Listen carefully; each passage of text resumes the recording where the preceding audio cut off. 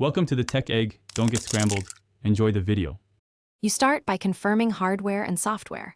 A compatible Bluetooth adapter and fresh batteries matter because the Wiimote uses Bluetooth HID. Open Dolphin, go to Controllers and switch Emulated to Real Wiimote for the player port you want. Make sure no other applications are holding the adapter.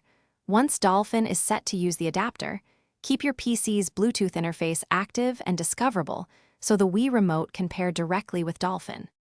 Next, pair the remote. In Dolphin's Real Wiimote dialog, click Pair Device for the port you enabled. Immediately press and hold 1+2 on the Wii Remote or use the small sync button under the battery cover. This puts it into pairing mode. Dolphin will detect and list the remote and its extension. Once paired, assign the extension type if necessary. If you need multiple remotes, repeat these steps sequentially so Dolphin registers each controller to a different player port. Finish by testing inputs in Dolphin's input window and calibrating motion controls if they drift. Make sure the extension appears correctly during a game. If you lose connection, repair immediately and swap batteries.